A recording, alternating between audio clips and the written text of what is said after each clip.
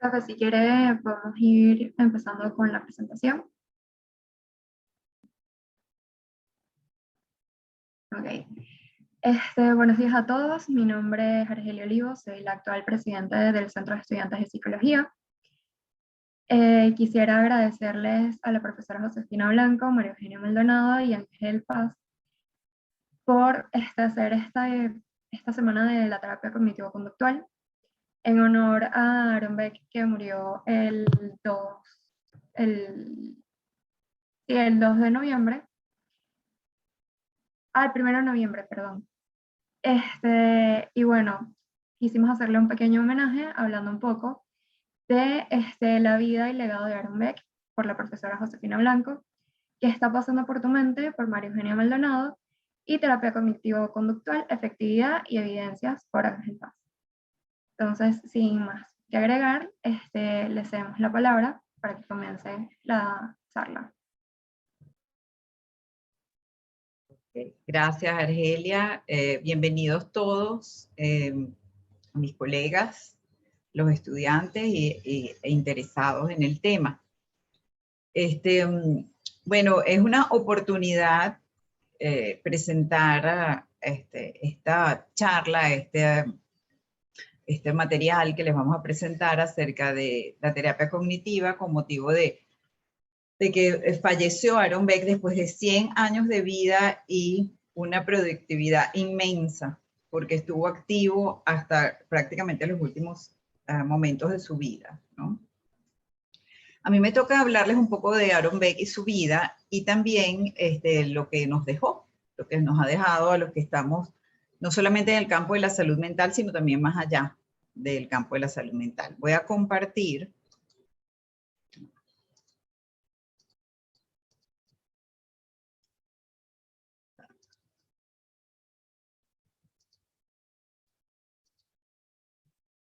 Pantalla, perdón, aquí debe estar. Ajá. ¿Se ve? Hágame una señal, porfa, que a veces uno no sabe si está bien. Bueno, ¿quién fue Aaron Beck? Para los que están en el mundo de la psicología, muchos de los estudiantes que están acá han oído hablar de Beck de una forma u otra, inclusive por un inventario muy famoso de la depresión, el inventario Beck, como se le conoce. Otros pues lo han oído mencionar en la terapia cognitiva, que se ve, por ejemplo, en las materias de personalidad, también en psicopatología, pero bueno, no conocen mucho probablemente de su vida. El lacito que presento acá, la corbatica de lazo, porque bueno, eso es casi un símbolo de Aaron Beck, ya que siempre, hasta en esas últimas fotos que sale bien viejito, usaba su corbatica de lazo. Bueno, les voy a contar un poquito de su vida. Evidentemente esto es para ubicarlos en quién era esta persona que tuvo la genialidad de producir tanto conocimiento y abrir un camino hacia la psicoterapia diferente de lo que se estaba presentando en los años en los que él comenzó su trabajo como psicoterapeuta. Su nombre, Aaron Temkin Beck, dicen que en los círculos familiares y de amistades se les conocía como Tim Beck. Nació el 18 de julio de 1921 en Providence, Rhode Island, Estados Unidos, y murió el 1 de noviembre. Bueno, Argelia dijo el 2, pero creo que fue, sí, lo publicaron el 2, pero aparentemente murió el 1. Pero bueno, eso no es, vamos a decir, tan relevante, pero este mismo año, a los 100 años de edad. Bueno, contándoles un poco de su vida, voy a comentarles que, bueno, él nació en los Estados Unidos, era el hijo menor de una familia judía rusa inmigrante en los Estados Unidos y del quinto hijo, de los cuales habían fallecido 2 hermanas antes de que él naciera, y su madre fue una mujer que parecía que sufría mucho de depresión, y también muy sobreprotectora con él a raíz precisamente de esta pérdida de sus hermanas, ¿no? cuentan pues un poco acerca de su vida, estos datos así pues de su crianza, que Beck tuvo, por ejemplo, a los 7 años un accidente en el colegio, en el cual tuvo una fractura que lo llevó a estar hospitalizado mucho tiempo. No sé si ven, se sigue viendo la pantalla, perdón, que tuve que hacer un cambio en la pantalla. Sí, profe. ¿Sí? Ajá. Ok. Una fractura que,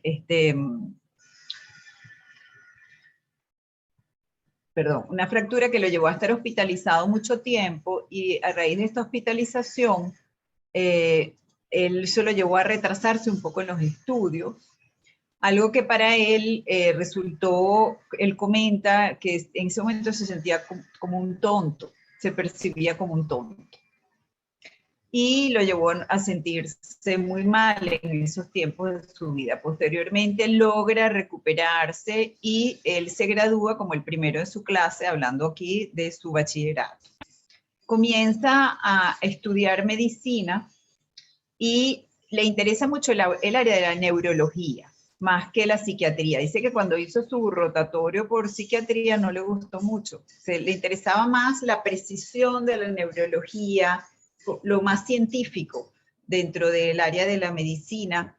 Y posteriormente, dentro de sus estudios de neurología, tiene que hacer una pasantía por psiquiatría que le llamó mucho la atención y le dio la idea de convertirse en psicoterapeuta.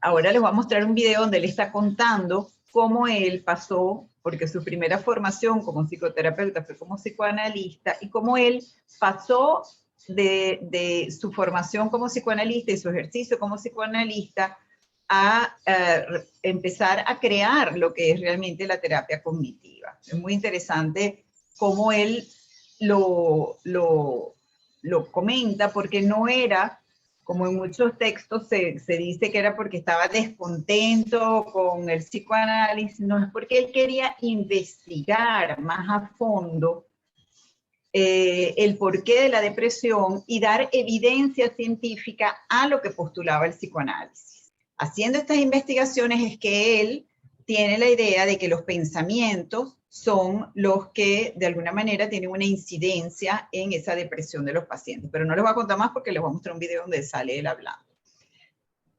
Un poco más de su vida, les comento que él se dice que tenía varias fobias. Una de las fobias que tenía era la fobia a la sangre, que durante sus estudios de medicina se mareaba cuando tenía que estar probablemente antes de las prácticas de psiquiatría, sino más en la parte propiamente médica de asistencia en quirófano, se mareaba, tenía fobia a la sangre, y él dice que él mismo poco a poco fue trabajando su propia fobia, aproximándose sucesivamente a estos espacios donde él sabía que iba a haber sangre. También dicen que tenía fobia a los túneles, a las alturas, a hablar en público, y él mismo comenta que lo trató cognitivamente. O sea que hay una parte de su historia que lo ayudó a desarrollar una teoría que además tiene unas evidencias científicas muy importantes. En el año, las primeras publicaciones del modelo de la terapia cognitiva de la depresión fueron hacia los años 60, y se inició, eso dio pie y dio inicio a esta terapia que trascendió a la terapia de la depresión. Posteriormente se comienza a trabajar con su equipo, él nunca trabajó solo, a pesar de que es el padre de la terapia cognitiva, a trabajar trastornos de ansiedad y otros trastornos, por ejemplo, también ha trascendido la terapia cognitiva, bueno, hoy en día toda la gama de trastornos que podamos encontrar, pero los primeros fueron los trastornos del estado de ánimo, sobre todo el trastorno depresivo y trastornos de ansiedad. Hacia los años 90, con su hija, quien ha sido, vamos a decir, la que ha continuado el trabajo de su padre y es una gran conocida terapeuta, fundan el Instituto Beck en Filadelfia. Beck fue no solamente un gran psicoterapeuta, sino un gran académico y un gran investigador. Y eso es muy importante porque le dio una evidencia científica a este modelo que él estaba proponiendo como modelo terapéutico. Ángeles va a hablar más de esa parte de las evidencias científicas que apoyan a la terapia. Algo interesante entender es que esta es una terapia que surge desde un modelo para tratar la depresión y se amplía a un modelo para tratar otros trastornos. Su modelo originalmente fue exclusivo para estos pacientes, pero comenzó a probarse en otros trastornos, en otras condiciones, y demostró también su efectividad. Otro punto interesante en su trabajo es que cuentan que en estos últimos años él estaba trabajando ya con parte de su equipo en lo que se llama la terapia cognitiva orientada a la recuperación para tratar pacientes con esquizofrenia. Y es una terapia que busca fomentar la resiliencia y la adaptación social de estos pacientes. Y inclusive es una terapia que se ha hecho extensiva a otros pacientes con trastornos complejos y que tienen una gran dificultad para funcionar socialmente. Él estaba trabajando en esto y de hecho en el Instituto Beck abrieron una formación propiamente en esta terapia orientada a la recuperación del paciente con este tipo de trastornos difíciles. Y dicen que esto lo estaba trabajando él hasta estos últimos días de su vida.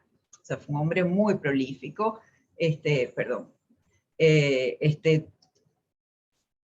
ampliamente conocido como el padre de la terapia cognitiva. La APA lo nombró uno de los 5 psicólogos más influyentes de todos los tiempos.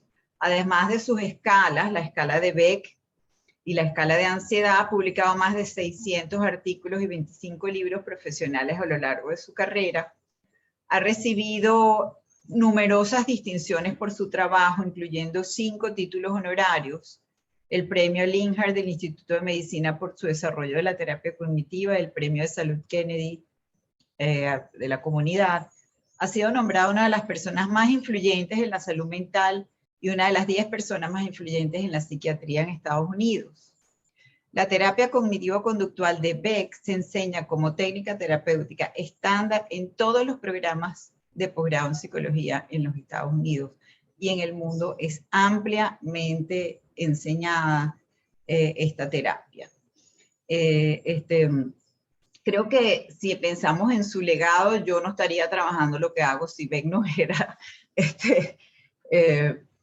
creado la terapia cognitiva, ¿no? Inclusive podemos decir que su legado va más allá de la terapia cognitiva en sí, de esa concepción de cómo la percepción de una situación incide en el malestar y no es la situación per se. Yo creo que algo que trasciende a la psicoterapia, ¿no? Es una forma de ver el mundo y es una forma de estar en el mundo. Igualmente, su modelo dio pie a los que son los modelos de tercera generación de la terapia cognitiva, en los cuales, a pesar de que se utilicen otras estrategias terapéuticas, el concepto de la importancia del pensamiento en el malestar y de la percepción de la situación en el malestar sigue siendo una pieza fundamental. Imagínense ustedes en la cantidad de cosas en las que entonces ha influido su trabajo más allá que un modelo terapéutico específico. Así como, bueno, como dice acá, es uno de los modelos terapéuticos hoy día más utilizados y con mayores evidencias científicas, ¿no? Yo les voy a mostrar ahora, vamos a ver si aquí, un video, ojalá se vea. No, yo creo que tengo que hacer así. Vamos a ver.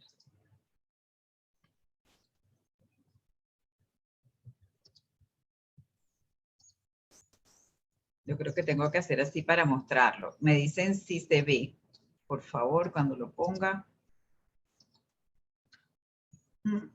No, perdón, algo pasó aquí. Un momentito. que lo tenía en la presentación y había probado que se abría automático, pero por alguna razón no se quiso abrir ahorita automáticamente.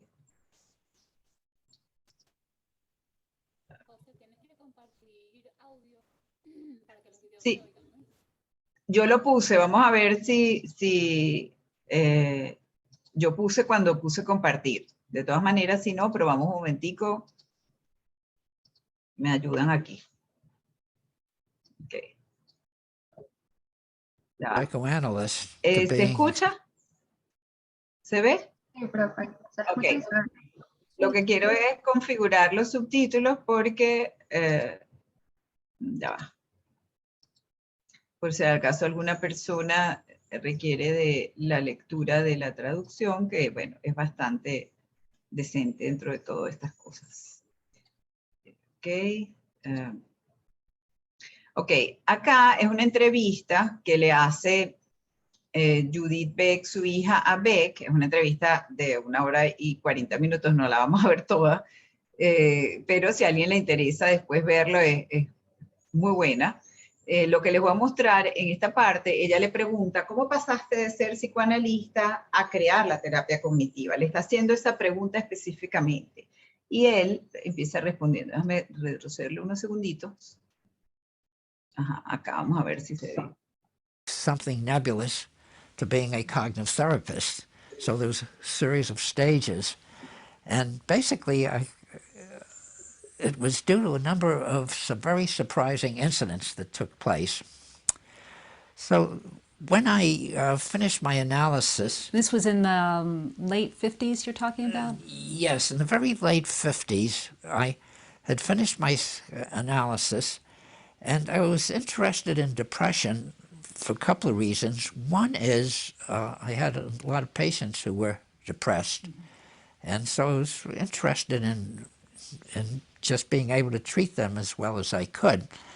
And secondly, I was very much interested in evaluating the whole psychoanalytic notion of depression.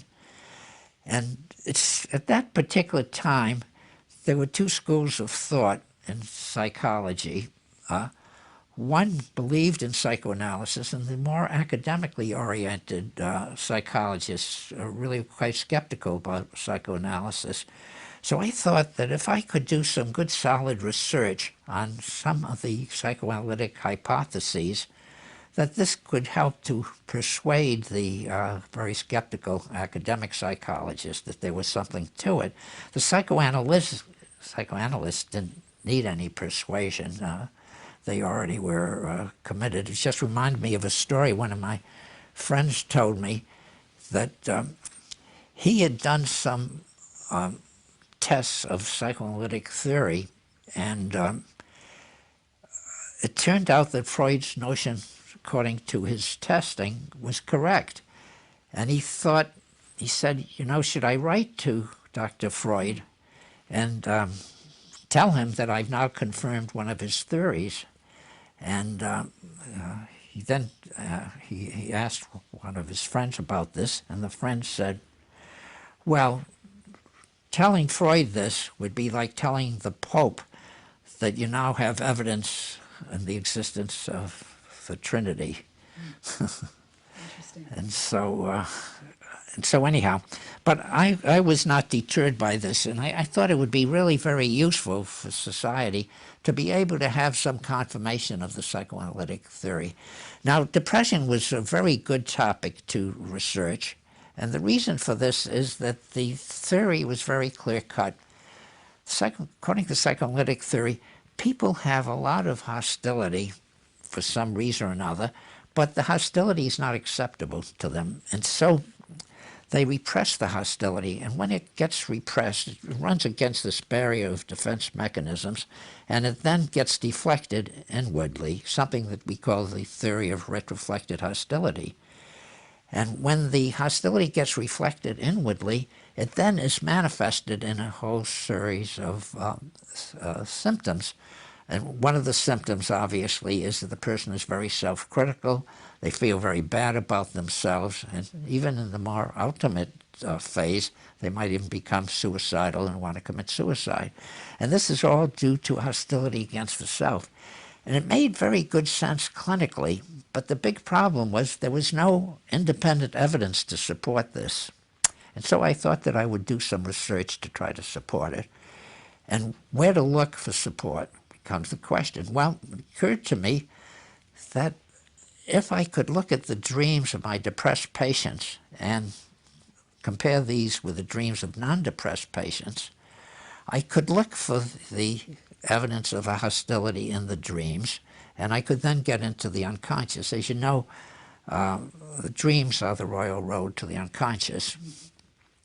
So I worked with a psychology graduate student by the name of Marvin Hurvich.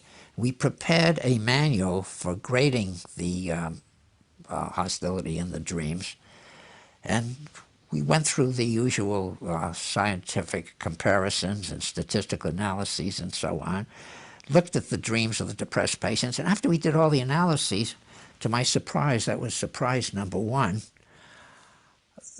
the dreams of the depressed patients showed less hostility than the dreams of the non-depressed patients.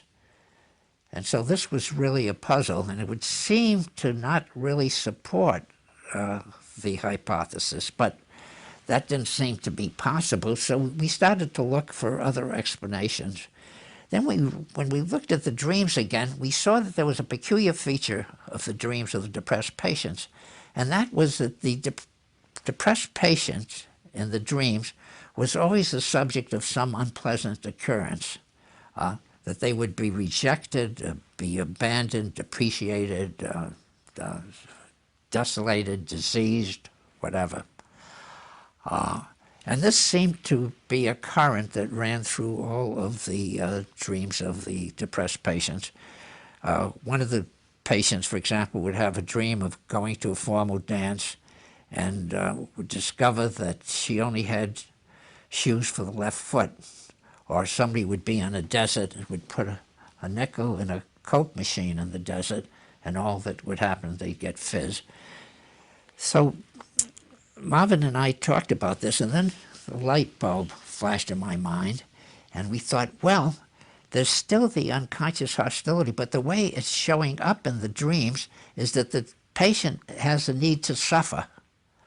And the need to suffer is then being expressed in these negative dreams. And so we called this the masochistic dreams.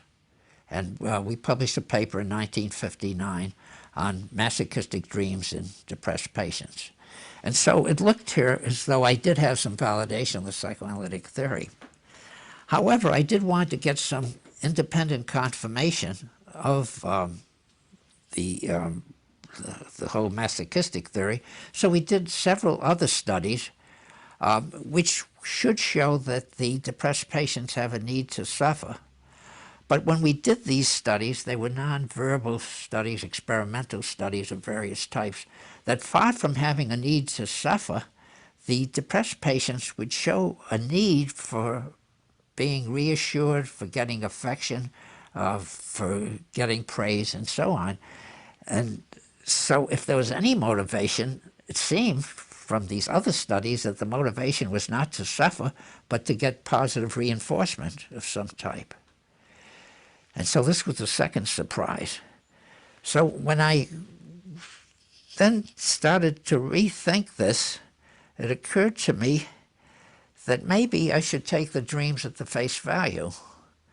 And instead of seeing the dreams as being motivated by some unconscious drive, I could see the dreams as simply a representation of the way the patient perceives himself or herself and the way they perceive their experiences, and that this could be the rock bottom. And so I started to look around, and I saw that in the literature there was some work done on what was called cognition. And so I started to think, well, maybe there are certain thinking processes that are involved, and the thinking processes in the depressed patient take a negative turn. And so that was the experimental work that I did. And then I went on and did some more clinical work. And then how did you develop the theory and therapy of depression? Okay, so So over here now we have the beginnings of my theory of depression, because I'm already starting to think that depression is related to cognitive processes. But that was only one piece of the action. The other piece of the action was based on the clinical work that I was doing. So I was seeing patients 2 or 3, 4 times a week, and they're on the couch and free associating. And then one time I had an unusual experience. For me, it was unusual. And then one of the women patients that I was seeing started to regale me with all kinds of stories about his sexual escapades and so on. And she continued on through the entire session doing all that. And at the end of the session, I asked her, "Now, how do you feel?" And she said, "Well, doctor, I feel quite anxious." And so I gave her a good psychoanalytic formulation. And I said, "Well, you see, the big problem is in talking about sex, it triggers anxiety because you consider that sex is somehow unacceptable, and it then triggers anxiety and some kind of fear of disapproval from me or from society, maybe from your parents." And she said, "Yes, doctor, that makes very good sense. But," and I said, "Well, what's the but?" Thinking she was going to show a resistance now. And she said, "Well, actually, what I was really thinking about was that I was boring you." And I said, "What?" And I said, "Well, how many times did you have that thought?" And she said, "Well, I was thinking this all through the session." And I said, "Oh, well, that's interesting. Do you ever have these thoughts any other times?" And she says, "Well, I always have it, and I'm always anxious that I'm boring people." So then another light went off in my head, and I started to think, this seems to be totally contradictory to the way I was thinking, because what she is doing is she's reporting having some thoughts that don't fit into my theory, and it's these thoughts themselves that seem to be stirring up the anxiety, not the sexual material, but it's these thoughts, and the thoughts have to do with self-critical thoughts. So then I started to ask other patients during the session what thoughts they were having during the session, and it turned out that they were having same type of negative self-deprecatory thoughts. And after having seen this in a number of patients, it occurred to me that there's a whole stream of kind of preconscious thinking that goes on that people don't generally report to the analyst, or at least they weren't reporting it to me, and that these thoughts that they were having had to do with some kind of an internal communication system, not the kind of things that one reports to other people, but the kind of automatic thoughts that one has, such as when you're driving, you have an automatic thought, there's a bump in the road, I'll steer around it. These thoughts happen automatically, and they're not only very quick, but they go away very quickly, and people don't pay too much attention to them. But even though they don't pay much attention to them, they can trigger all kinds of emotions, anger.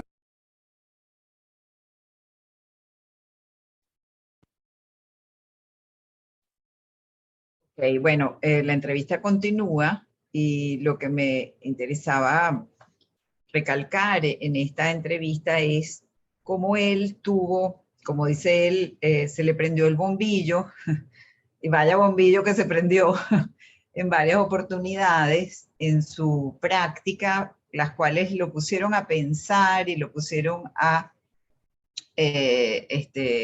generar otras investigaciones que lo llevaran a proponer el modelo cognitivo. Sé que María Eugenia les va a hablar un poco más de lo que está pasando por la mente, y él acá comienza a dar luces de lo que él encontró que estaba pasando por la mente de estos pacientes deprimidos, ¿no?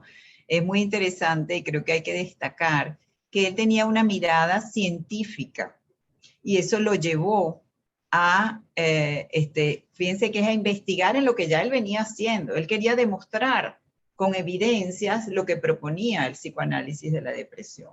Y teniendo esta mirada es que a él se le ocurren otras maneras de explicar el fenómeno, ¿no? Y creo que ahí radica su genialidad y el aporte que nos ha dejado a todos, no solamente en el contenido teórico, en los modelos, en la forma como hacer terapia, sino también a tener siempre una mirada crítica hacia los fenómenos que estamos estudiando y que poder a lo mejor investigar ideas y poder también irnos un poco más allá de lo que ya se nos está dando por sentado, ¿no? Entonces, bueno, creo que su legado ha trascendido el mundo de la psicología y bueno, ahora los voy a dejar con María Eugenia y Ángel y después vamos a tener unos minutos para conversar si así lo desean. Creo que viene María Eugenia ahorita, ¿verdad, Maru? Sí, ahora voy yo. Muchísimas gracias, Josefina, por tu charla. Estuvo buenísima toda esa información, todo ese aporte. Y yo, pues entonces, rescato de lo que dice Josefina y continúo ampliando lo que tiene que ver con su modelo teórico. ¿Ok? Vamos a comenzar. Voy a abrir mi presentación por aquí. Ajá, les voy a compartir pantalla.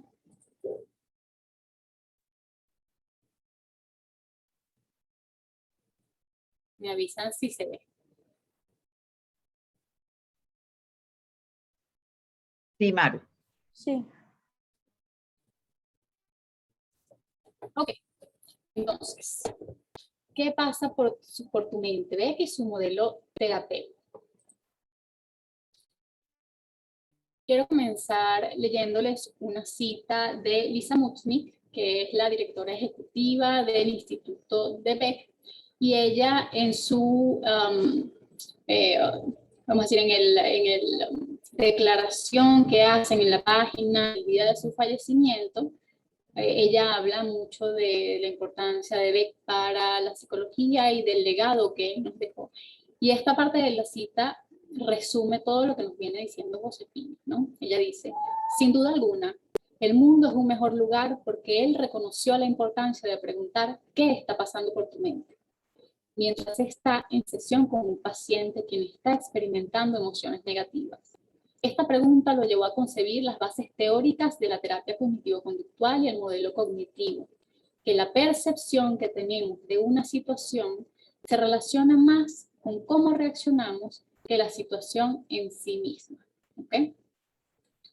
Entonces ya vamos a ver por qué esta pregunta es tan importante y cómo nos ayuda para el funcionamiento del modelo, ¿no? Cómo sostiene el funcionamiento del modelo. Entonces vamos a comenzar con un pequeño ejercicio, ¿sí?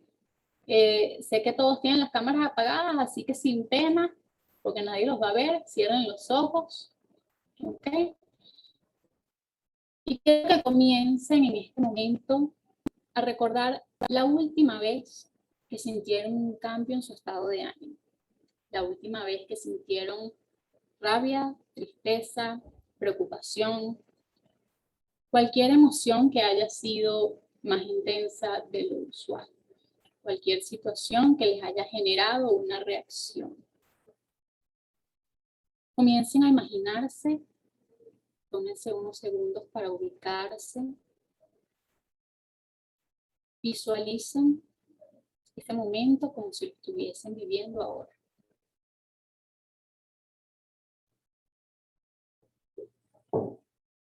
Comiencen a detallar qué hay alrededor de ustedes,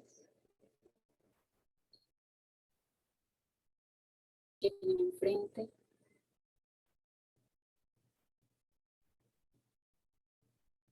Hagan consciente esa emoción que está comenzando a desenvolverse, a desarrollarse. Y hagan consciente lo que están sintiendo en el cuerpo.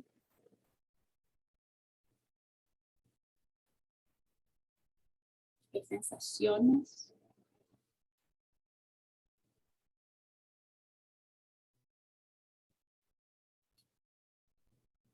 Y ahora háganse la pregunta, ¿qué está pasando por mi mente en este momento? Observen esas frases, esas imágenes relacionadas a la situación que pasan por su mente.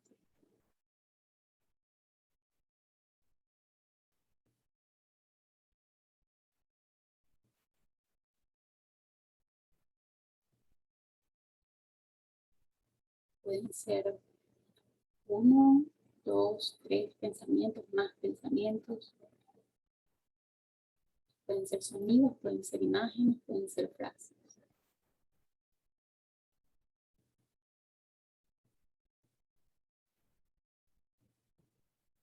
Una vez que ya lo ubicaste, puedes abrir tus ojos.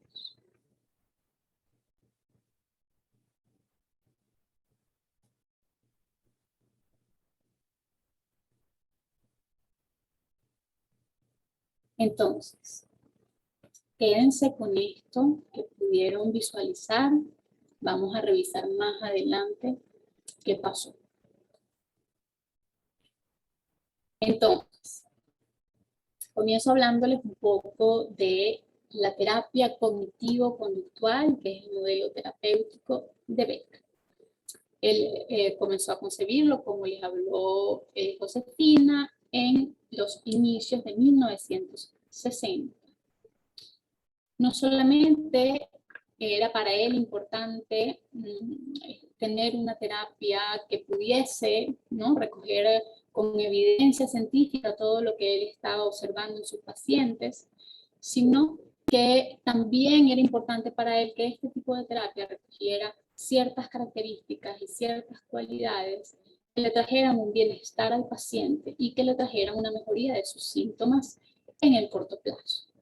Entonces, lo que resultó de esto es que las características de la terapia cognitivo-conductual resultaron en una terapia pues, más estructurada. ¿Sí? ¿Qué quiere decir esto? Quiere decir que es una terapia que tiene protocolos, ¿no? Es decir, hay manuales, como les decía Josefina, fue primero concebida para depresión, para ansiedad, se fue ampliando para otros tipos de trastornos. Entonces, las intervenciones están bien definidas. Es una terapia que, aunque es flexible, cuando hablamos de lo que cada terapeuta trae con sus pacientes o como cada terapeuta elige intervenir con sus pacientes, es bastante estructurada en el sentido de que todos tenemos de dónde guiarnos para saber cómo llevar a esos pacientes a los objetivos, ¿sí?, que se plantean juntos en la terapia. Es una terapia orientada al presente, a pesar de que los antecedentes y la historia de vida de la persona que está allí son importantes para poder generar lo que vamos a ver más adelante, que es la conceptualización de caso. Nos enfocamos en la sintomatología actual y cómo modificamos esa sintomatología a través de la modificación de la estructura cognitiva de la persona, ¿sí?, de lo que tiene que ver con sus pensamientos y lo que tiene que ver con su concepción de sí misma, del mundo y de otros, ¿no?, la triada cognitiva. ¿Okay? Es una terapia activa y directiva. Esto quiere decir que los terapeutas cognitivo-conductuales tienen un rol dentro del espacio terapéutico en donde estamos, vamos a decir, actuando, estamos dialogando con el paciente, estamos interviniendo, estamos solamente para escuchar y para señalar, sino también para orientar, para intervenir, para dar quizás algunas pautas y sobre todo para hacer un trabajo colaborativo con la persona, ¿sí? Es decir, estamos ambos trabajando para los objetivos, no es solo el paciente. Ni el terapeuta es pasivo, ni el paciente es pasivo. Ambos trabajan colaborativamente de forma activa. Orientada a metas, como les decía, importante que esas metas no sean del terapeuta, ¿sí? Que el terapeuta piensa que el paciente necesita esto o aquello, ¿no? Sino que esto es algo que se discute con la persona para que realmente se trabaje en pro de los objetivos de quien viene a la consulta. Orientado en la búsqueda de soluciones y orientado a la modificación de los pensamientos disfuncionales, ¿ok? Esto va a tener que ver con hacia dónde se orientan las intervenciones. Queremos poder modificar esa estructura cognitiva, como les decía, pero también, como vamos a ver, que no todo es pensamiento, queremos encontrar también si hay conflictos reales, si hay conflictos o problemas que no tienen que ver con la distorsión del pensamiento, a los que hay que, vamos a decir, desarrollar habilidades de solución de problemas, ayudar a la persona a desarrollar esas habilidades. Y pues es importante que sea a corto o mediano plazo, ¿ok? No es una terapia que está concebida para que dure muchos años, ¿ok? Es una terapia que está concebida para buscar ese alivio lo más pronto posible. Entonces, el modelo cognitivo de Beck nos planteaba que las situaciones generan en la persona pensamientos, ¿sí? Lo que denominamos pensamientos automáticos, que son esos contenidos cognitivos que aparecen de forma espontánea, que aparecen de forma rápida, taquigráfica, relacionados con la situación que estamos viviendo. Pueden ser de todo tipo, pueden venir de cualquier forma a nuestra mente, ¿ok? Lo importante es que pueden generar entonces ellos nuestra reacción. Pueden generar en nosotros emociones o respuestas fisiológicas. Y que estos pensamientos pueden derivarse en lo que denominamos pensamientos distorsionados, ¿ok? O errores de pensamiento, que serían estos contenidos que se alejan de la realidad. Que vemos la realidad con unos lentes que están nublados, ¿sí? Que están fuera de foco, que la situación no es tan así como nosotros la estamos pensando. Y que entonces eso puede generar emociones negativas intensas o respuestas fisiológicas intensas. Esto resulta en conductas, ¿okay? Que es como nosotros reaccionamos hacia el ambiente, y este ciclo pues, se puede repetir, ¿okay? Entonces, dentro de su modelo, esto es lo que él nos plantea. No es que la situación en sí genera, no es causa-efecto, ¿no? La situación generó la consecuencia, sino es el contenido de tu pensamiento lo que generó emociones, respuestas fisiológicas y conductas que entonces tuvieron consecuencias en el ambiente. ¿Okay? ¿Qué es eso que tenemos nosotros en nuestra estructura de pensamiento? Nuestro contenido cognitivo. Beck nos habla de los niveles de la estructura cognitiva. Tenemos entonces los pensamientos automáticos, las creencias intermedias y las creencias nucleares. Entonces, los pensamientos automáticos, conversamos ya, son los que están más asequibles a la conciencia. Son esas cosas que si yo me pregunto, oye, ¿qué me acaba de pasar por la mente? Puedo darme cuenta rápidamente. Puedo obtenerlos con esa simple pregunta. ¿Okay? Son los que son más fáciles de modificar, ¿okay? De estos tres que tenemos acá. Y son los que nos dan un reflejo de esto que hay aquí, que está más profundo. ¿Okay? Ellos son los que nos van a dar una pista de qué hay en estas creencias intermedias y en estas creencias nucleares. Y están bien específicos a las situaciones. ¿Okay? Generan contenido que tiene que ver con algo que sucede, con el pensamiento, con la situación, con un evento, etc. Mientras que las creencias intermedias son reglas de vida, son normas, son esas condicionales a través de lo que nosotros vivimos. Pueden ser cosas como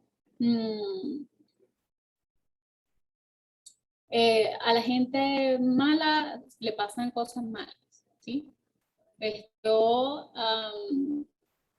los hombres engañan, ¿no? O sea, como estas reglas que son, fíjense, más generales, ya no están tan específicas a una situación, ¿okay? Y que nos llevan entonces a percibir la realidad de una manera bien específica y nos hace reaccionar a esa realidad de una manera específica. Y además genera pensamientos automáticos asociados a eso, ¿no? Si yo tengo esa regla, todos los hombres engañan, pues ¿cuáles van a ser mis pensamientos automáticos cuando conozco a un hombre? Ay, seguramente que tiene cara de tremendo, o ay, no, yo mejor me alejo de este hombre porque esto no va a traer nada bueno, ¿no? Entonces, fíjense la diferencia. Y las creencias nucleares, que es lo más profundo, el contenido más profundo que nosotros tenemos en nuestra estructura cognitiva, tiene que ver con nuestra identidad, ¿ok? Es lo que nosotros pensamos de nosotros mismos, la forma en la que nosotros nos describimos o nos etiquetamos, la forma en la que nos comportamos frente al mundo, la forma en la que vamos percibiendo, ¿no? Valga la redundancia, como el mundo nos percibe también, ¿ok? Entonces podría ser algo así como, no soy una persona valiosa, ¿no? Si pienso que no soy una persona valiosa, pues ¿qué creencias intermedias puedo entonces estar teniendo? Bueno, para yo ser exitoso tengo que trabajar 24/7, ¿no? ¿Y cuáles pensamientos automáticos puedo estar teniendo? No puedo descansar hoy, mejor me quedo y madrugo todo para terminar esto, mi salud es menos importante que el trabajo, ¿no? Entonces fíjense cómo hay una cadena directa entre estos tres niveles de pensamiento, ¿no? Las creencias intermedias y las creencias nucleares serían entonces un poco más difíciles de modificar porque están más profundas y están más arraigadas con lo que es la identidad de la persona y con lo que son los aprendizajes que tuvimos más temprano en la infancia. ¿Ok? Porque estas dos que están aquí empiezan a formarse en los primeros años de vida. ¿Okay? Como nosotros vemos que lo que sucede en el ambiente, como vemos que nuestros padres responden hacia nosotros, cómo nos etiquetan, lo que nos dicen, los eventos que nos suceden, ¿okay? Las situaciones familiares van creando estas creencias nucleares. Y entonces, bueno, pasa toda esa cadena. ¿Qué era entonces? ¿O qué es importante para la terapia cognitivo-conductual que trae Beck, además, de nuevo, con su modelo cognitivo? Que con todo esto que él conceptualiza, es importante porque hay por allí como un mito y un error que habla de que la terapia cognitivo-conductual es muy superficial, pero resulta que para Beck era muy importante que tomáramos en cuenta las individualidades de cada persona. Y por eso él nos habla de lo que es la conceptualización del caso, en donde todos estos elementos que ya vimos los planteamos con cada uno de nuestros pacientes para que nuestra planificación de intervención sea lo más cercana posible a lo que esa persona necesita y no a, vamos a decir, como una diagnóstico general o a diagnóstico protocolar. Sí, los protocolos los utilizamos para orientarnos, pero la conceptualización la utilizamos para conocer bien a nuestro paciente y saber qué intervenciones van a servirle a nuestro paciente. Entonces tenemos que allí en esa conceptualización definimos los antecedentes y eventos de vida importantes de cada persona o de esa persona que tenemos allí, la definición de la situación de vida actual o los conflictos del paciente en el presente, ¿okay? Que son con los que más trabajamos. Definimos los pensamientos automáticos específicos del paciente, definimos sus creencias intermedias, definimos sus creencias nucleares y definimos cuáles son esos patrones de conducta que pueden ser disfuncionales que están manteniendo estas creencias. ¿Okay? Entonces, les pongo un ejemplo.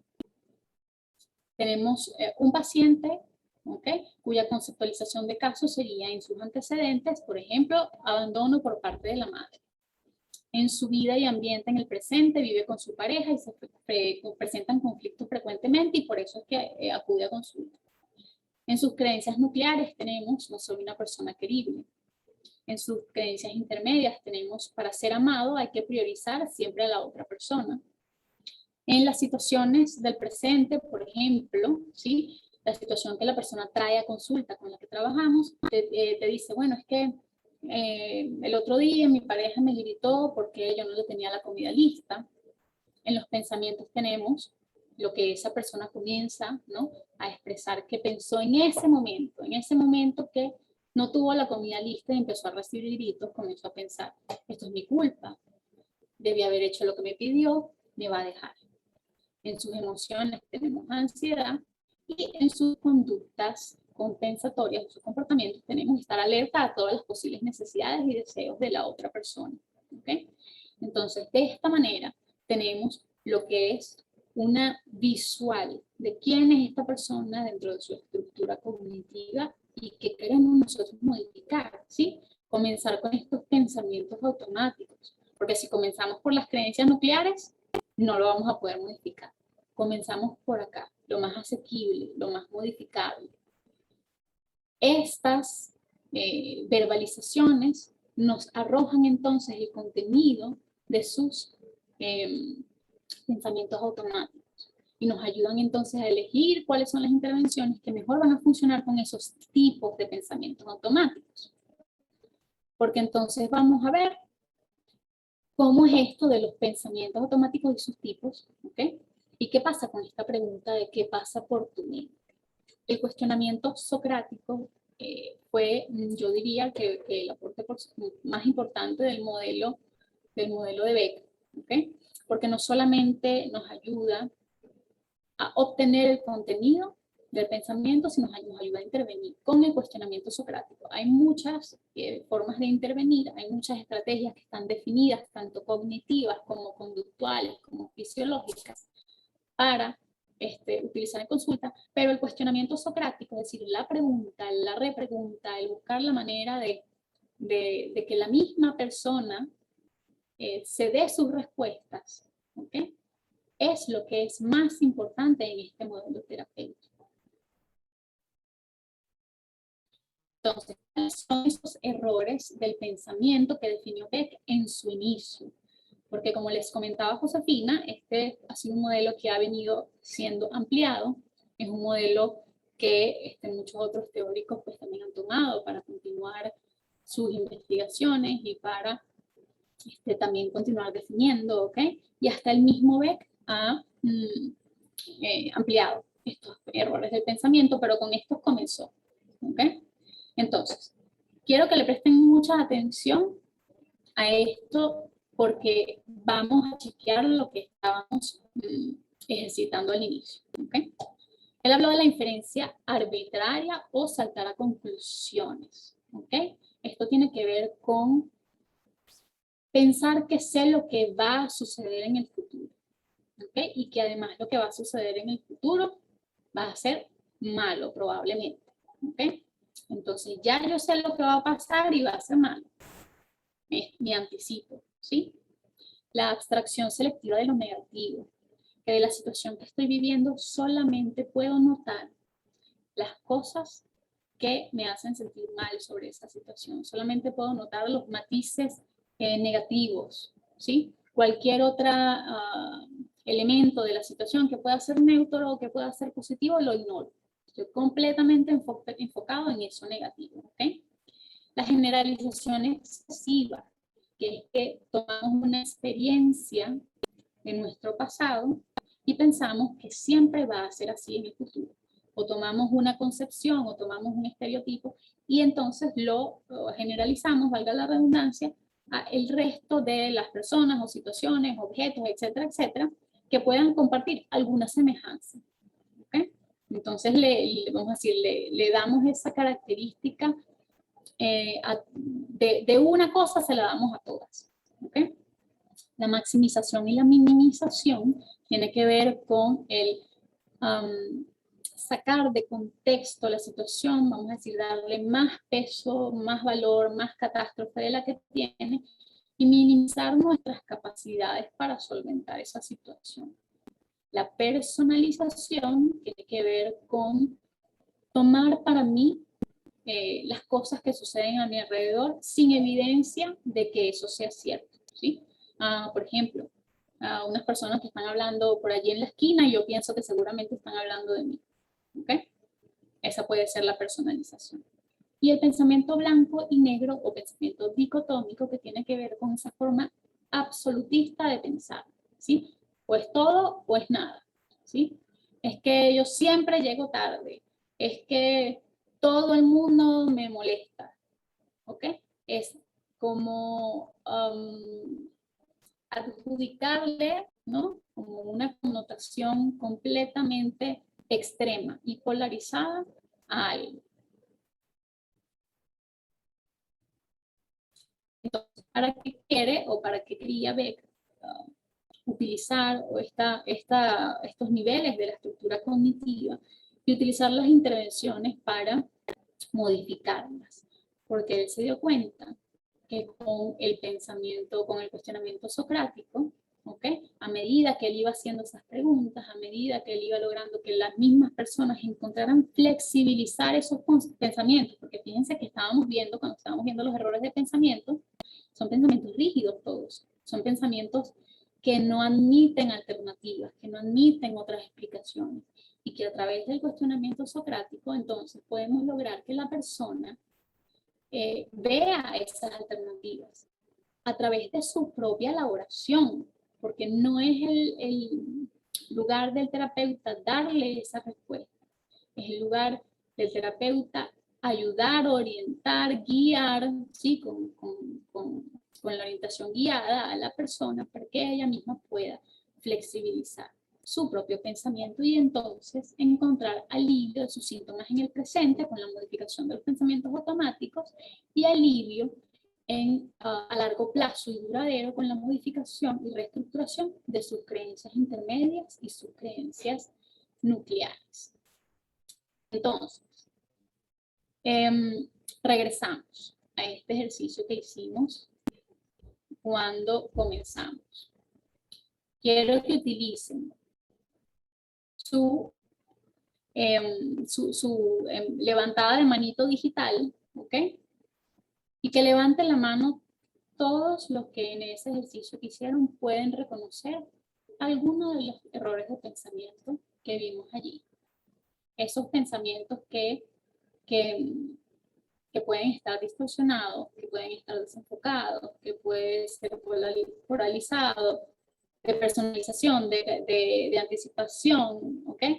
¿Quiénes pudieron observar algunos de estos en su visualización?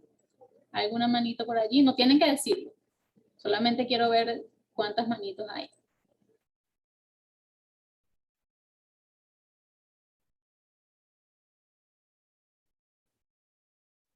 Nada, ninguna manito, yo no veo manitos. Tenemos 9 levantadas. ¿Cómo? Un montón Tenemos de 9 manitos. personas con la mano levantada. Ay, yo no veo nada, yo no sé por qué. ¿Que me dijeron que cuántas? 9. 9. Ok. Entonces, ¿qué nos damos cuenta aquí? Que los pensamientos distorsionados son comunes a todas las personas. Todos tenemos pensamientos distorsionados. Y no pasa nada. Ahora sí veo sus manitas. Y no pasa nada. ¿Ok? Lo que es importante es que aprendamos a identificarlos, que aprendamos a darnos cuenta que los estamos teniendo. Porque una vez que nos damos cuenta que los estamos teniendo, podemos hacernos preguntas y podemos ayudarnos a nosotros mismos a flexibilizar y a afrontar la situación con mayor bienestar o afrontar la situación de la manera más saludable posible. Entonces, yo los invito la próxima vez que se encuentren en una situación que genere un cambio en su estado de ánimo, que se pregunten qué pasa por mi mente. Tengo aquí una linda foto de Beck con Judith, con su hija Judith Beck. Y bueno, doy por terminada mi charla. Muchísimas gracias a todos y les doy el paso a Ángel.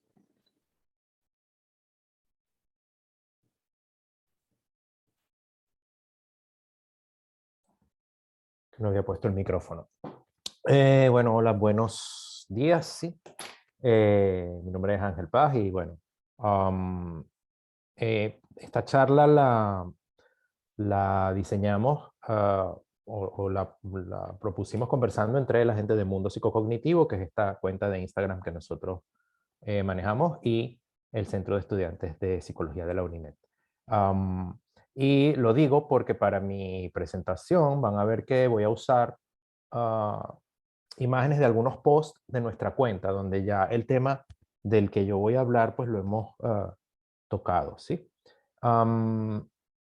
Voy a hablar entonces de la terapia cognitivo-conductual, la efectividad y la evidencia científica a favor de este modelo terapéutico. Un tema importante de la terapia y que puede ser polémico para algunos es el tema de que la terapia cognitiva es una terapia que está basada en evidencia. Es decir, se recoge evidencia de su efectividad y esa evidencia no solo se trata de evidencia anecdótica, sino que esa evidencia debe pasar ciertos filtros, digamos, de calidad para nosotros poder decir si una técnica, un aspecto de la terapia, etcétera, funciona.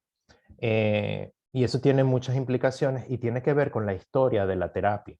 como lo dijo Josefina. Fíjense que lo que hace Beck cuando él propone el modelo es que lo hace a partir de la investigación, utilizando las técnicas científicas, digamos, la metodología, digamos, científica, para tratar de poner a prueba las hipótesis, una hipótesis del psicoanálisis, que eso es muy importante.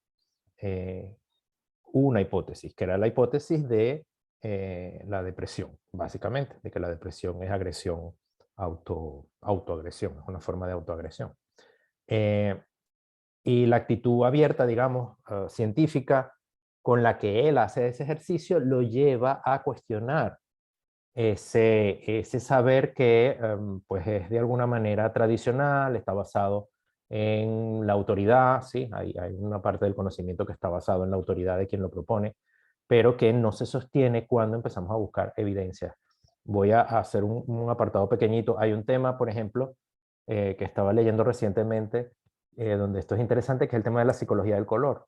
Hay un montón de creencias, al final son creencias, terminan siendo creencias populares sobre el significado de los colores, sobre qué emociones genera cada color del espectro.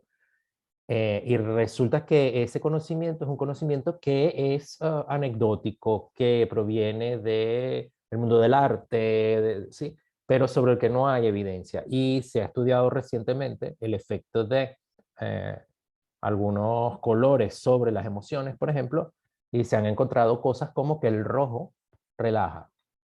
Cuando nuestra creencia por la psicología del color y por lo que teóricamente sabes, no, el rojo no relaja. Pues que cuando tú lo sometes a pruebas científicas sistemáticamente te das cuenta de que eso es así, que el verde puede alterar, puede causar, digamos, nerviosismo, cuando lo que se piensa en psicología del color es lo contrario. Entonces, a lo que quiero ir es a algo que vamos a ver en mi presentación al principio, ¿sí? Voy a compartir la pantalla para que lo veamos. Déjenme ver dónde está, aquí.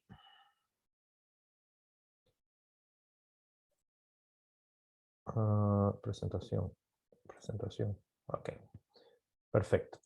Dice, bueno, esta es la portada de la presentación, voy a pasarla, y quiero que se fijen en esta imagen que está aquí. Fíjense, aquí tenemos un científico que nos muestra una prueba sobre el estudio doble ciego del potenciador energético molecular Forza Plus, Forza Plus, porque tiene dos plus. Dice que un estudio doble ciego, si un estudio, digamos, sistemáticamente y adecuadamente diseñado de poniendo a prueba esto probablemente sea algo que la gente se toma o algo así, por supuesto que es una caricatura.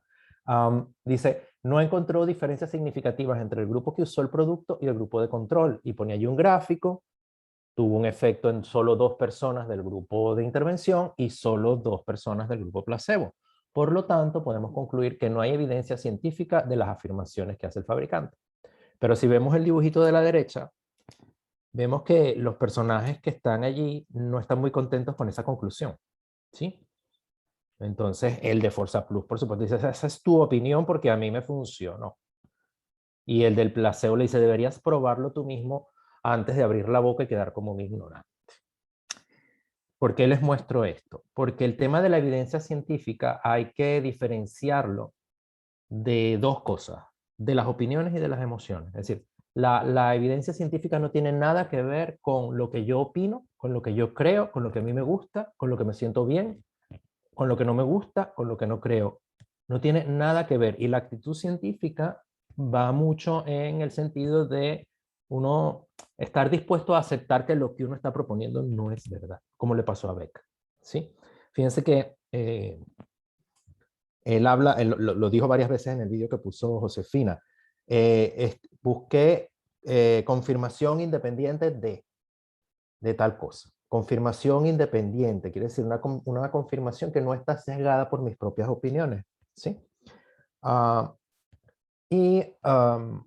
La terapia cognitiva, como vamos a ver, voy a avanzar y luego les digo eso, porque si no me pongo aquí a hablar como un loco. Primero quería hablar un poquito del tema de la evidencia científica. Cuando hablamos de evidencia científica, estamos hablando de evidencia, es decir, hechos ¿sí? Es decir, yo tomo algún concepto, tengo que convertir ese concepto tengo que operacionalizarlo, tengo que convertirlo en, medirlo de alguna manera, buscar alguna demostración de que eso está ocurriendo o no, y que yo pueda fácilmente decir si eso que yo creo que está ocurriendo o no. Eso es muy importante. Fíjense que Beck, en el vídeo que mostró Josefina, habla de que en ese primer trabajo, él y su colega elaboraron un manual para clasificar los sueños de los pacientes. Es importante que elaboraron un manual para clasificar los sueños y que debían atenerse a lo que ese manual decía. Es decir, no se trataba de opinar sobre el contenido de los sueños de los pacientes, sino tener un manual que nos ayudaba a, de forma más o menos inequívoca, determinar qué tipo de contenido había. Eso es fundamental, ¿sí? Tiene que ser sistemático. En esta lámina que estamos viendo, van a ver de forma repetida la palabra bien diseñado. Bien diseñado quiere decir eso. Es decir, la ciencia tiene esa forma de trabajar en la que, la ciencia cuantitativa, sí, en la que no podemos cambiar de camino a la mitad. No podemos hacer, eso es hacer trampa, ¿sí? Entonces yo no puedo tener un manual para clasificar sueños y a mitad del uso del manual, como el manual me está diciendo lo contrario de lo que yo espero, cambiarlo o pensar que es el manual el que está mal. No funciona así. Entonces, la evidencia cada vez más se toma en cuenta como criterio para recomendar el uso de técnicas terapéuticas, ¿sí? Esto es un poco tomado de la medicina, pero se utiliza también en psicología y cada vez más, ¿no? Entonces, hay diversas clasificaciones de la evidencia. Esta es una, esa de NICE, la clasificación NICE, que es de un grupo de la Universidad de Oxford, que divide la evidencia en 4 niveles, 1, 2, 3 y 4. Vamos a empezar con el nivel 4, que lo tienen allí debajo, que es el nivel donde la evidencia es de menos calidad, y es el de la opinión de expertos. Fíjense que se toma en cuenta la opinión de expertos, ¿sí? Por eso mismo de despojarnos de las emociones y o sea, vamos a tomar en cuenta lo que los expertos dicen, pero la calidad de esa evidencia se considera menor que la calidad que yo puedo obtener, por ejemplo, de un estudio descriptivo, de una comparación correlacional, de un estudio de caso. Y esa a su vez se considera de menos calidad, menos fuerte, se dice, que la de un estudio cuasi experimental bien diseñado o un estudio controlado no aleatorizado. Y en el nivel 1, que es el nivel de la evidencia más fuerte, se encuentran los ensayos aleatorizados. Un ensayo aleatorizado es un ensayo en el que básicamente se tienen al menos 2 grupos. Uno de los grupos se somete a la intervención que se quiere probar y el otro no. Se puede poner en espera, se puede utilizar otra técnica, pero básicamente, y las personas son asignadas aleatoriamente y tal, no me voy a meter con eso, pero tiene una metodología muy estricta, ¿no? Y luego están los metaanálisis y las revisiones sistemáticas. Los metaanálisis y revisiones sistemáticas lo voy a mencionar brevemente por si alguno de ustedes no conoce estas técnicas. Son investigaciones en las que los sujetos son otras investigaciones. Es decir, yo tomo 30, no sé, N investigaciones sobre un tema, sobre una técnica terapéutica, y las evalúo todas juntas, las comparo para tener una idea acumulativa de la evidencia a favor o en contra de la eficacia de esa técnica, que es sobre todo para lo que se utiliza, ¿no? ¿Sí? Entonces, ¿por qué en terapia cognitiva hay tanta y tan buena evidencia? Como decía Josefina al principio y como les dijo Maru, la terapia cognitivo-conductual es el sistema terapéutico más utilizado, ¿ok? Y no es casualidad, no es un tema de que nos guste o nos disguste, es un tema de que se ha comprobado su efectividad. Y esto es muy importante porque cuando desde posiciones no científicas o pseudocientíficas se critica esto del énfasis en la efectividad, creo que, o sea, me parece, bueno, no lo voy a criticar por lo mismo de no mezclarlo con las opiniones, pero es que nuestro objetivo es ayudar a las personas. Y tenemos que ayudar a las personas con técnicas que les funcionen, no que nos funcionen a nosotros o que nos gusten o que nos parezcan interesantes o que nos parezcan fascinantes, sino con técnicas que ayuden a las personas a sentirse mejor y a sentirse mejor de forma pues lo más pronta posible y lo más duradera posible, y de eso se trata de evaluar la efectividad.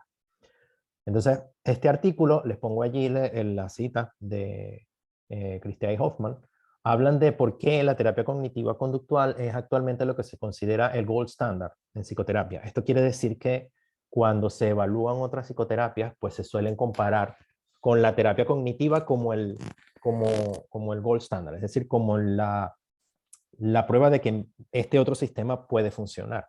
¿Y eso es por qué? Primero, porque la terapia cognitivo-conductual es la modalidad de terapia más investigada. Esto que ven aquí son posts de nuestra cuenta Mundo Psicocognitivo. ¿Sí? La terapia cognitivo-conductual fue la primera forma de psicoterapia evaluada con los criterios más estrictos, por ejemplo, ensayos aleatorios y grupos de comparación activos.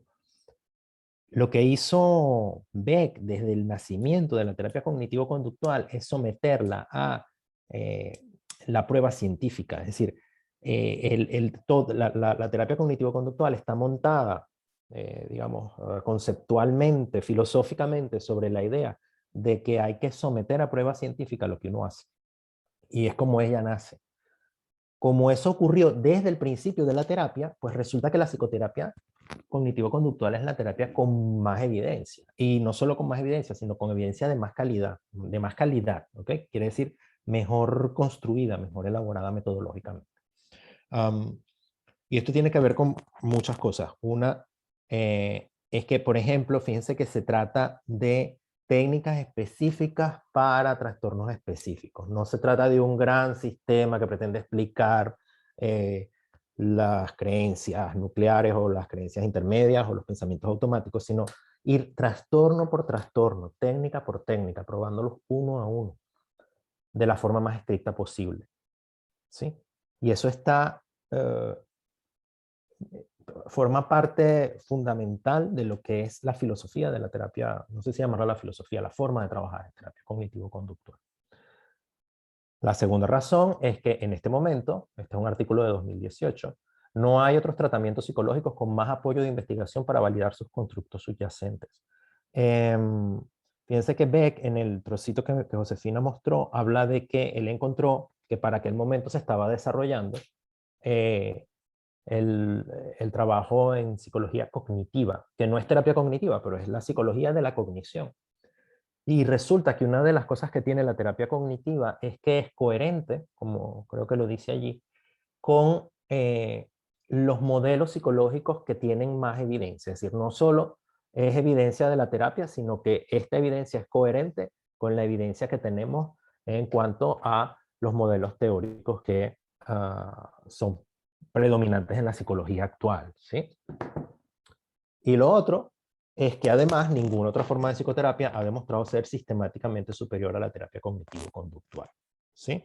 Cuando hay diferencias sistemáticas entre modelos psicoterapéuticos, entre técnicas, estas suelen favorecer a la terapia cognitivo-conductual. Esto que yo estoy diciendo no es algo que, o sea, por supuesto que me gusta, o sea, no vamos a decir que no, que nos gusta, pero es así, son hechos, es evidencia, ¿sí? Son cosas que no son fácilmente cuestionables, porque hay una cantidad de hechos sobre el que todos podemos, o casi todos podemos estar de acuerdo en que son así, que nos llevan a estas conclusiones, ¿no? Entonces, la historia, el hecho de que la terapia cognitivo-conductual se haya empezado a construir a partir de la aplicación de métodos científicos para poner a prueba hipótesis, ha generado, digamos, toda una forma de trabajar en la que pues se ha desarrollado este modelo terapéutico que es pues muy efectivo. Sí, efectivo quiere decir que ayuda a la gente en más o menos corto plazo y además de forma más o menos duradera a dejar de sufrir, que al final es la razón por la que la gente busca terapia es esa, están sufriendo y nuestro deber es ayudarlos a sobrellevar ese sufrimiento, sí, no sé si a sobrellevar, sí, a disminuir ese sufrimiento, sí, al final. Y de eso se trata la efectividad. Pero para eso hay que tener definiciones muy claras de los eventos.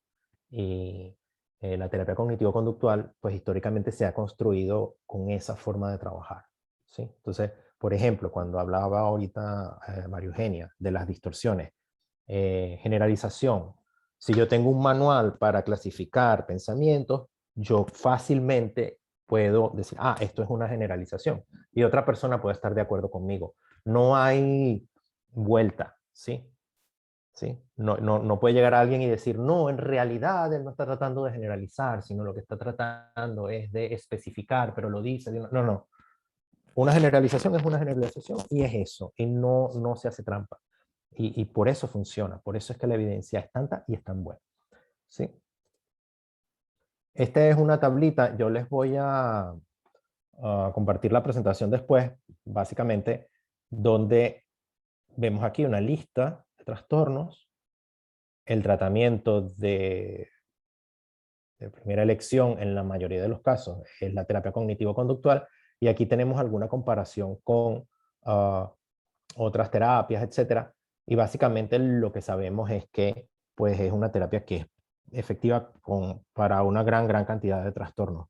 Ahora, cuando continúe con la presentación, vamos a ver que tampoco es que, como dijo una amiga mía en estos días, se nos caigan los anillos por darnos cuenta de que puede haber trastornos o aspectos de la terapia que no funcionen tan bien, porque de eso se trata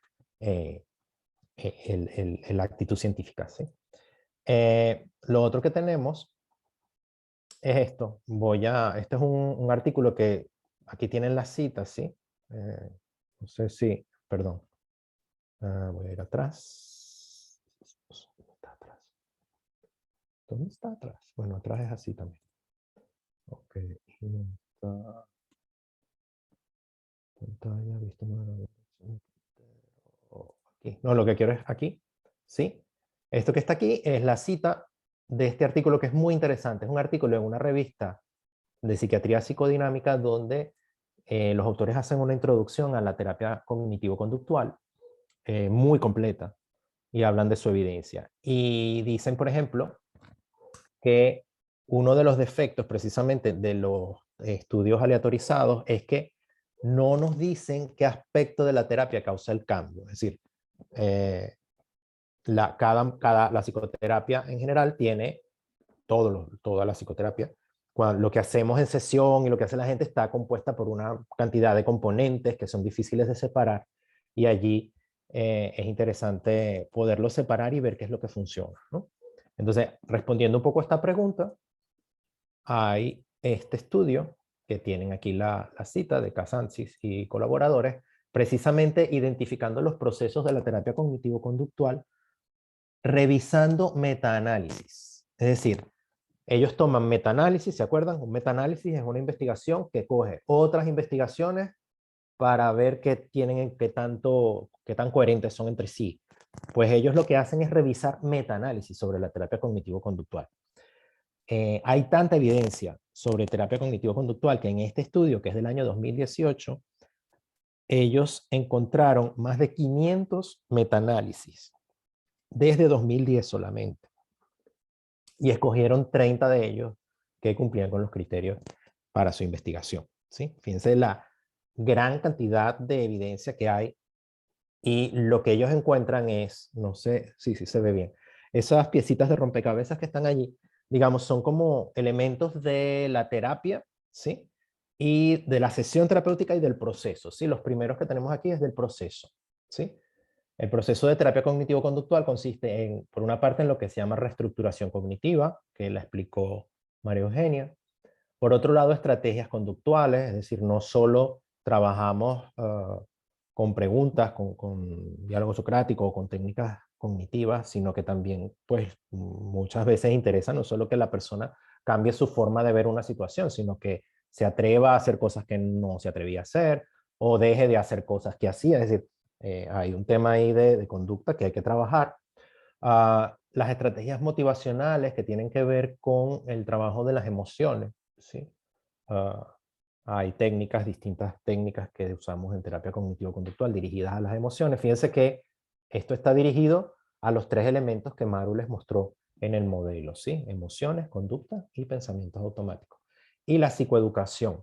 La psicoeducación consiste en compartir en terapia con el paciente el modelo. Es decir, nosotros en terapia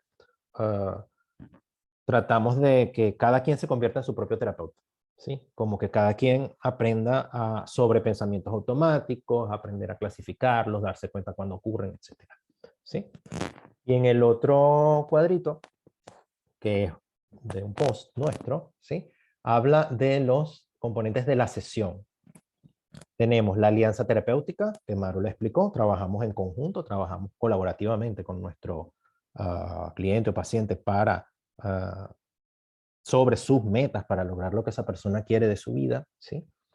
Consenso y colaboración, retroalimentación, es decir, cuando le damos feedback a la persona o la persona nos da feedback a nosotros, y tareas para la casa. Este es un componente muy importante de la terapia, porque el cambio terapéutico, como yo siempre le digo a mis pacientes, no ocurre en esta hora que nosotros nos reunimos una vez a la semana, ocurre en la vida, y hay que trabajar a lo largo de la semana para lograr los cambios, ¿no? Entonces, la evidencia más fuerte que existe, que se tiene sobre la terapia cognitivo-conductual tiene que ver con la reestructuración cognitiva, ¿sí?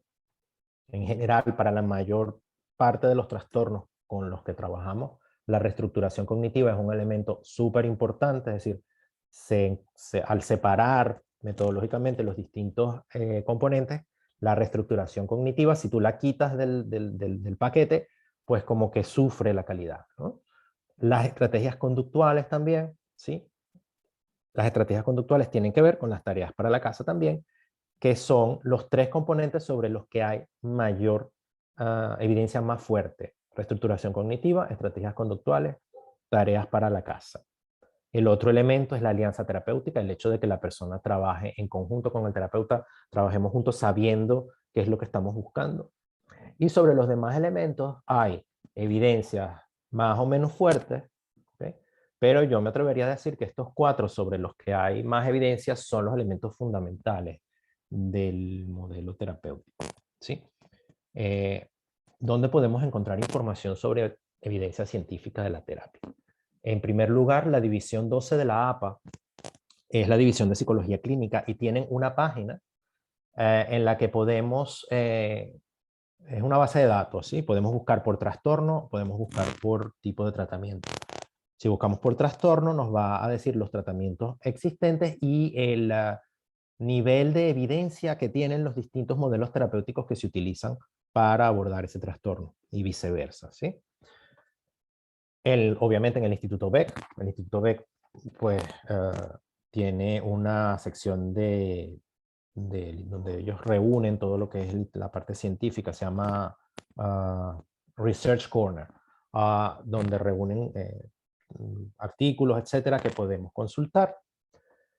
Y estos dos artículos que tenemos aquí también les estoy poniendo, bueno, este es el de Toma, el que vimos de psiquiatría psicodinámica, es bastante largo, pero es interesante, muy, muy interesante. Y este donde se evalúa, este estudio de Hoffman de 2012, que es un estudio también donde se reúnen varios metaanálisis para concluir sobre la efectividad de la terapia. Entonces, vamos a terminar. Este es Beck. Voy a dejar de compartir. Y bueno, lo que quería era eso, señalar como, puntualizar que el tema de cómo la psicoterapia cognitivo-conductual se ha ido desarrollando ha determinado que lo hagamos de la manera que lo hacemos, ¿sí? Siempre ateniéndonos a la evidencia, siempre tratando de ayudar a nuestros pacientes con las técnicas que se han comprobado que son más efectivas, ¿sí? Porque nos están pagando nuestro tiempo para que ese tiempo redunde en el bienestar del paciente, y eso creo que es fundamental y es muy importante. Llego hasta aquí, pero quería comentar algo que me parece muy interesante, combinando lo que dijo Mario y lo que dijo Josefina, y el video de Beck. Fíjense que, ¿qué le pasaba a la paciente de Beck? Que él cuenta que le decía, es que yo creo que lo estoy aburriendo, ¿sí? Era su pensamiento automático. Y luego, y él le pregunta, investiga un poco más, y dice, no, es que yo siempre siento siento que siempre aburro a todo el tiempo, a todo el mundo, todo el tiempo. Eso es lo que nosotros llamamos un pensamiento automático, habrá una historia detrás de él, pero es eso, es decir, esta persona se puso en terapia como a inventar historias interesantes, digamos, o a buscar en su vida, no sé si las estaba inventando, pero le estaba contando cosas que a ella le parecía que podían ser interesantes para el terapeuta.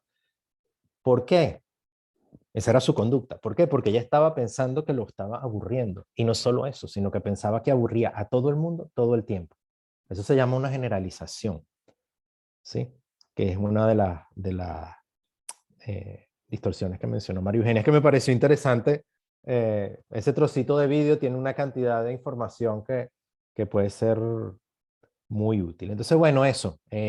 No es un tema de que nos guste o no nos guste, no es un tema de que nos sintamos cómodos en el sentido nosotros con nosotros mismos o no, sino un tema de que estamos dándole a los pacientes lo que se ha comprobado que es más efectivo para su bienestar, y eso es fundamental, ¿sí? Yo hasta aquí llego, no sé cómo seguimos ahora con preguntas o... Bueno, no sé si ahí está Argelia. Buenísimo, Ángel. Creo que quedó muy redonda la presentación. Sí, que nos quedó buena. Los que están escuchando y los que lo oigan grabado, en el chat escribí el enlace para el Instagram del Mundo Psicocognitivo.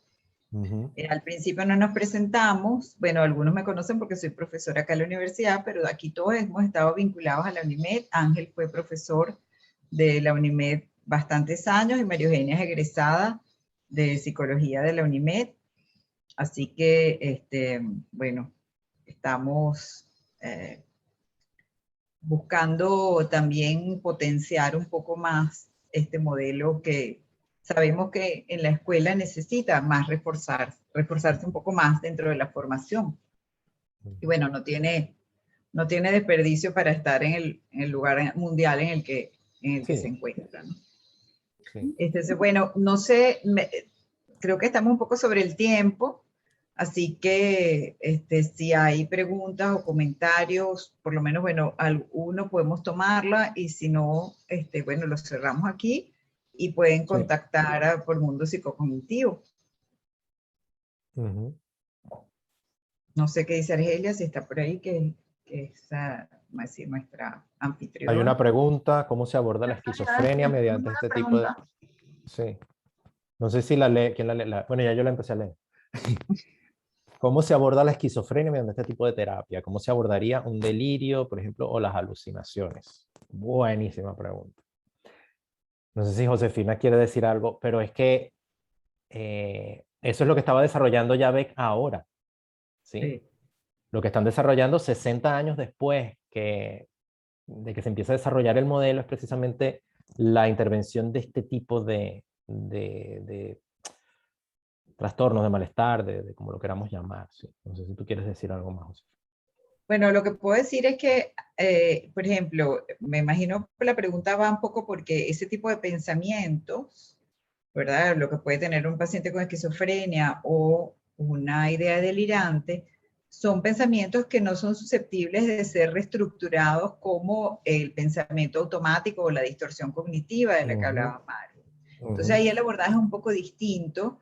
Hay protocolos también ya con evidencias científicas, en los manuales de terapia cognitiva los pueden encontrar, en los cuales se aborda el pensamiento acerca de la idea delirante que tiene el paciente. Metacognitiva, eso. Lo que se llama la metacognición. También las conductas asociadas y otros problemas asociados que se presentan en estas patologías, y por eso era este último protocolo que Beck estaba desarrollando con una importancia del funcionamiento social de estos pacientes, ¿no? Pero, digamos, principalmente, igual sucede también con las obsesiones, ¿no? La idea no es, en este caso, refutar el contenido de ese tipo de pensamientos, porque no son refutables, son una idea delirante, pero sí los pensamientos que se asocian a la idea delirante, por ejemplo, o los pensamientos acerca de la enfermedad mental, o las creencias que tiene la persona de vivir con esquizofrenia, de tomar medicación. O sea, todo eso es susceptible de ser trabajado y hay, como les digo, protocolos ya que se vienen de personas en distintos países que vienen haciendo investigaciones en esa área. Y yo quería agregar de lo que está diciendo Josefina, que un componente importantísimo de la terapia cognitivo-conductual es la psicoeducación, ¿no? Entonces, el poder enseñarle a la persona todo lo que tiene que ver, como ella estaba diciendo, de su salud mental, lo que tiene que ver con los pensamientos en este tipo de trastornos es muy importante, porque en este tipo de trastornos, y es algo que también para nosotros es, vamos a decir, como ético, ¿no? También saber cuándo necesitamos abordar en equipo con psiquiatría, ¿sí? Es decir, no siempre todos lo vamos a poder manejar solamente con terapia en consulta, ¿no? Sino que también necesitamos hacer interconsulta con psiquiatría y en estos casos, por ejemplo, se daría, vamos a decir, la medicación adecuada para el manejo de las manifestaciones de las ideas delirantes y, como decía Josefina, nosotros nos encargamos de trabajar de lo demás, de la psicoeducación, de las ideas, de las creencias asociadas, de las conductas, ¿no? Para hacer un abordaje integral y multidisciplinario, ¿no? Con las otras con el otro profesional, es importante. Hay otra pregunta allí, no sé si... La voy a leer. Ujú. Hola, muy buena la charla. Mi pregunta es la siguiente. Con la terapia cognitiva conductual, lo que se busca modificar es la manera en la que reaccionamos hacia los pensamientos automáticos, ¿no? Es decir, razonar con estos pensamientos, usar la lógica, ¿no? En parte sí. En parte sí. Sí, Exactamente. porque, por ejemplo, lo que decía Josefina, un pensamiento obsesivo no se puede hacer eso. Es decir, ah, en parte sí consiste en, no, no fue Beck, creo que fue Ellis, pero de todas maneras es coherente el tema de pensar como un científico, ¿sí?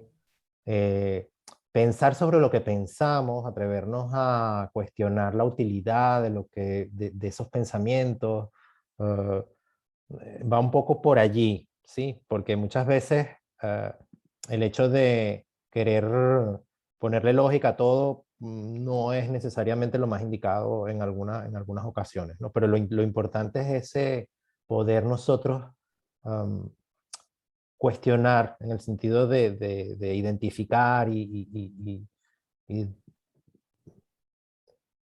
es que cuestionar es la palabra, nuestros propios pensamientos, ¿no? Va por allí. Una de las premisas es que, o sea, los pensamientos son productos mentales y no porque los pienses son verdad. Exacto. Ni Entonces, de ahí tienen nada parte que ver la con la terapia. realidad necesariamente. Nunca tienen que ver con la realidad. Los pensamientos son pensamientos. Entonces, la idea sería eso, pues, tomar o aprender a observarlos es el primer punto de la terapia, como decía Maru, cuando hizo ese ejercicio de identificación, porque generalmente no nos hemos dado cuenta. Fíjense que Beck lo dice, son unos pensamientos que están como subconscientes y no te das cuenta de ellos. Sí, los invito a que sigan viendo el video completo porque es muy interesante. Sí, Adelante. sí, tomando lo de la psicoeducación, sí, o sea, en terapia, por ejemplo, para uno es muy sí, satisfactorio cuando un paciente te dice, oye, yo no me había dado cuenta de todo lo que yo catastrofizaba o de todo lo que yo generalizaba. ¿Sí? Es decir, la persona ha aprendido a observar su propio proceso y a darse cuenta de que quizás las cosas no son, no sé, tan malas, porque bueno, si estás buscando ayuda es por eso, tan malas, tan terribles como tú pensabas, ¿no? Y es lo que ocurre durante la terapia, ¿sí? Nos vamos dando cuenta de que nuestra interpretación de la realidad no necesariamente es la mejor, ¿sí? Que eso es también, no cuestionamos todos nuestros pensamientos, porque los pensamientos muchas veces son correctos, son interpretaciones correctas de la realidad. Pero sí, va por ahí. Y yo quería agregar a lo que está diciendo Ángel y Josefina, que por esto es que es tan importante la conceptualización del caso, ¿sí? Una parte importante de la terapia sí va a cuestionar los pensamientos distorsionados, pero también hay otras partes de la terapia que pueden estar dirigidas, como dice Ángel, no a cuestionar los pensamientos distorsionados, sino a identificar conflictos a los que hay que buscarles solución, o a entrenar a la persona a manejar respuestas fisiológicas o a manejar ciertas conductas, ¿no? Es decir, ¿qué necesita esa persona que tienes al frente? ¿De verdad tiene puros pensamientos distorsionados? Hay unos que hay que modificar y hay otros que no. ¿Sí? Es decir, que la terapia, por eso, es decir, vamos a decir, la premisa es esta, ¿ok? Pero no podemos dejar por fuera que también hay situaciones reales que también vamos a manejar en terapia y que no son distorsiones, ¿ok? Entonces, están como hay diferentes elementos dentro del proceso terapéutico dependiendo de quién tiene sentado al frente y cuáles son sus necesidades. Sí. Ah, menos mal. No, que puso gracias, profes, porque es que no es tan fácil como aplicar la lógica. Entonces, pero bueno, que te haya quedado, que te haya servido la respuesta, ¿no? Bueno, si no hay más preguntas, Argelia, ¿estás por allí? Estoy. No sé si Bueno, lo pues, damos. ¿Quieren volver a repetir el Instagram por si les queda alguna duda, algún comentario, o si quieren un poco más de información sobre terapia cognitivo-conductual, pues vayan a curiosear un poquito por ahí. Sí, es bueno, buscas Mundo Psicocognitivo en Instagram y es la única cuenta, digamos, que más o menos tiene ese nombre. Entonces, yo lo puse. Sí, tú lo pusiste en el chat, exacto. Sí. Mundo.psico.cognitivo. Bueno, gracias por Argelia, por orquestar Sí, ¿sí? sí. este encuentro y rendirle un homenaje a Aaron Beck, que realmente se lo merece. Y bueno, seguiremos trabajando por esta formación. Sí. Entonces, bueno, Agradezco a todos ustedes por su participación y querer colaborar con el Centro de Estudiantes de Psicología en pro de los estudiantes. Bueno, bueno, a la feliz orden. Chao. Chao. Gracias. Chao.